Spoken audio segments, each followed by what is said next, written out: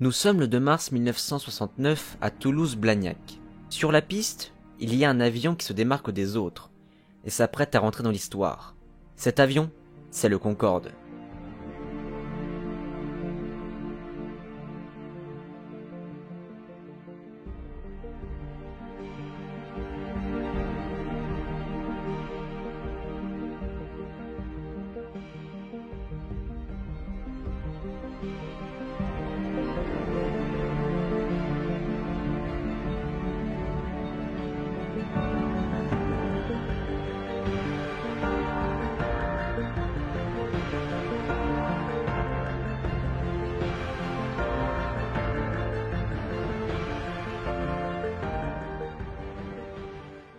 Le projet Concorde débute à la fin des années 50. La société britannique Bristol Aeroplane Company ont comme projet de concevoir un avion civil supersonique pouvant atteindre 2200 km/h, le Bristol Type 223. À la même époque, le constructeur français Sud Aviation veulent eux aussi concevoir leur propre avion civil supersonique, le Super Caravelle. Vous pouvez voir que les deux avions se ressemblent énormément. Je vous en parle tout à l'heure. Étant donné que les deux avions étaient complexes et surtout très coûteux, les Britanniques et les Français se sont associés pour concevoir le premier avion civil pouvant atteindre Mach 2.2. Le 29 novembre 1962, un traité de coopération fut signé entre les deux pays. Le projet Concorde démarre. Le Concorde sera construit par la société britannique British Aircraft Corporation et par Sud Aviation. Les Concorde pairs sont construits par les Français et les impairs par les Britanniques. Les Français s'occupent de la partie fuselage et les Britanniques s'occupent de la motorisation. Il est temps de parler de la motorisation, chose que certains ou certaines attendent sûrement. Le Concorde était propulsé par 4 moteurs Olympus 593, développant au total une poussée au décollage de 677 kN, soit 69 tonnes. Ces moteurs sont fournis par Snecma et Rolls-Royce.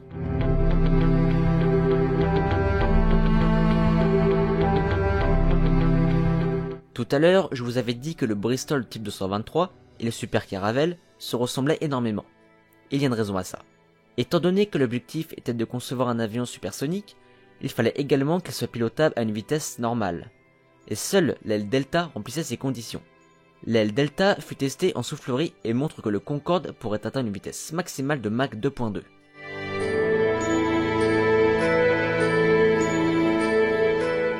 Le problème avec cette vitesse, c'est le frottement de l'air, qui va faire monter la température entre 90 et 127 degrés Celsius par endroit. Le Concorde était doté de 4 entrées d'air, qui au fur et à mesure que l'avion prenait de la vitesse, elles se rétractaient automatiquement par des calculateurs, afin de diminuer le débit d'air pour les moteurs. Le Concorde disposait d'un nez mobile qui pouvait s'incliner à 3 niveaux. L'angle à 0 degrés, qui est utilisé pendant la durée supersonique et subsonique, l'angle à 5 degrés pour le roulage et le décollage, puis pour finir l'angle à 12,5 degrés pour l'approche finale et l'atterrissage, offrant une meilleure visibilité aux pilotes. Faire atterrir un Concorde est difficile, du fait de ses ailes delta qui obligent l'avion à se cabrer vers l'arrière de manière impressionnante. Et cela était de même pour le décollage. L'avion devait tellement se cabrer qu'un train supplémentaire a été ajouté à l'arrière de l'avion. C'est dire, lorsque le Concorde doit atterrir, il lui faut 2 km 400 pour s'arrêter, et le tout à plus de 300 km/h. Pour freiner, le Concorde doit utiliser ses freins, mais il doit également utiliser ce que l'on appelle un dispositif d'inversion de poussée. Ce dispositif est très similaire à ceux du Boeing 717.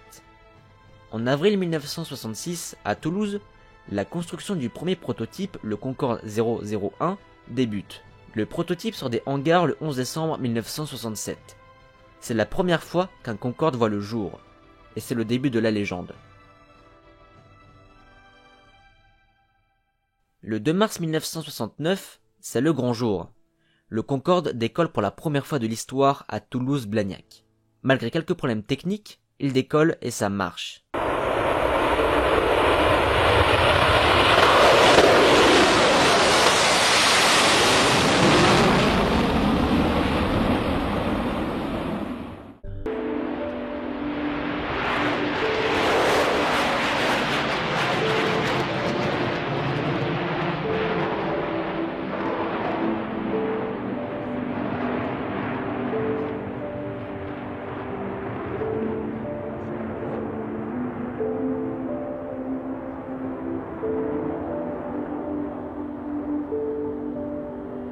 L'aviation supersonique pour les transports de passagers, vous y croyez ?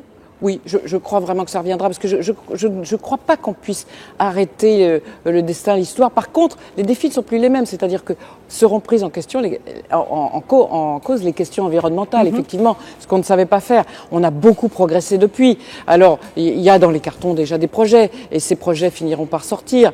Mais lui, il restera unique. Il est bluffant de beauté. Je pense que ça peut vous arracher des larmes. C'est quelque chose de fou. Vous-même, vous êtes une passionnée de l'aviation, de l'aéronautique, puisque vous avez été championne du monde de voltige. Est-ce que vous avez eu cette chance de voler dans le Concorde ? J'ai fait un vol. À l'époque où il faisait ce qu'on appelait des boucles, enfin des petits vols, j'ai volé une fois en Concorde. Et je suis très heureuse de l'avoir fait, puisqu'effectivement l'aventure s'est arrêtée. Mais sachant qu'il a quand même volé quasi 30 ans. Hein. C'est une grosse réussite technologique, en fait.